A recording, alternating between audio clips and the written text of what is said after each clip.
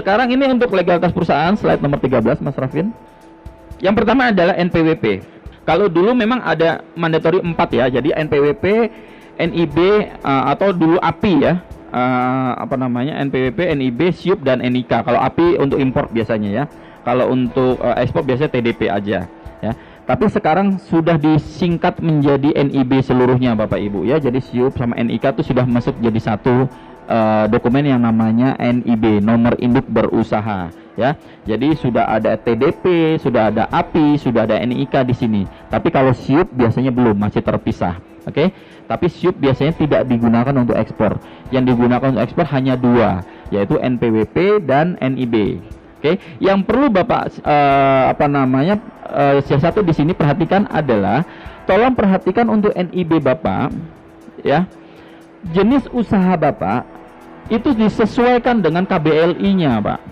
Jadi jangan sampai Bapak ambil KBLI apa, ya, Bapak ekspornya apa, nggak nyambung. Karena apa? Nanti akan ada audit, ya, audit dari pihak WSS ya, dari PTSP itu nanti ke perusahaan Bapak Ibu, ya. Dari perdagangan biasanya akan ada audit. Ini NIB Bapak adalah misalkan pertanian, tapi Bapak ekspornya adalah produk apa? Produk hewan misalkan ya, atau produk perikanan misalkan seperti itu. Atau yang Bapak ekspor adalah komoditas-komoditas produk-produk seperti Bapak ekspor kamera, Bapak ekspor apa gitu kan, yang tidak hubungannya dengan KBLI yang Bapak ambil. Itu harus Bapak perhatikan. Jadi biasanya pada saat Bapak datang ke Biro Jasa, nanti akan ditanyakan KBLI-nya apa, Pak. Nah, itu sesuaikan dengan kegiatan usaha Bapak, ya. Perdagangan besar atau apa gitu ya. Misalkan ada snack biasanya atau alat produk-produk kecantikan, ya itu disesuaikan saja KBLI-nya. Agar apa? Agar match, Pak. Agar match dengan usaha Bapak dan izinnya nantinya. Waalaikumsalam, Pak. Apa kabar? Sampai ketemu lagi, Pak ya. Baik. Saya lanjut ya, Pak ya.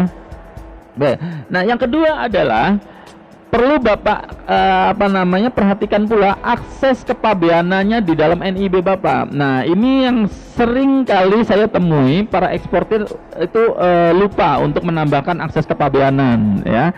Karena kalau misalkan walaupun Bapak sudah punya NIB, tapi akses kepabeanan Bapak sebagai eksportir ya, karena NIB itu nanti akan akses kepabeanannya ada 3, ada sebagai forwarder juga ada ya, ada sebagai importir, ada sebagai eksportir. Nah, kalau misalkan Bapak sebagai eksportir ya harus ada akses kepabeanannya sebagai eksportir. Itu dulu ya.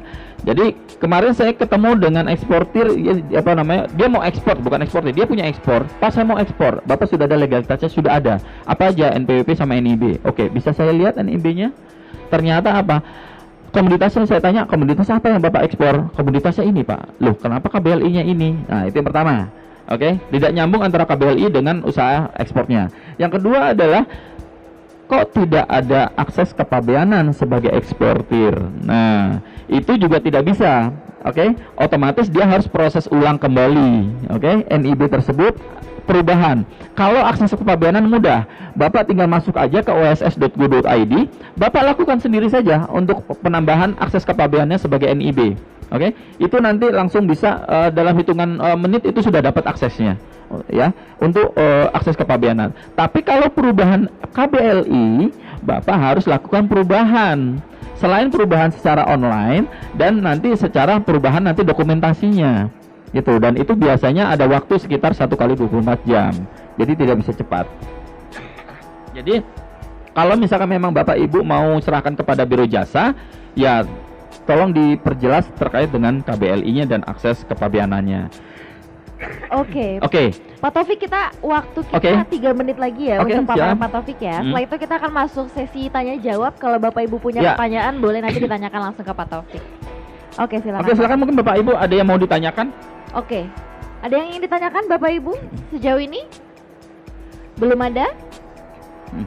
Oke, kalau belum silakan dilanjut Pak Taufik. Oke. Mau ada pertanyaannya? Boleh. Yang pertanyaannya yang kasih aja. Ya. Oke, udah selesai. Nah. Baik Pak, itu tadi sudah saya jelaskan terkait dengan dokumen ya, dokumen utama, dokumen tambahan, dan legalitas. Jadi memang harus diteliti kembali legalitasnya apa ya.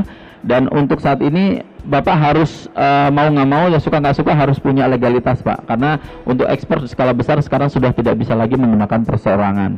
Jadi silakan untuk ditambahkan dokumen-dokumen yang terkait dengan itu, dokumen utama dan dokumen tambahan atau dokumen penduduk.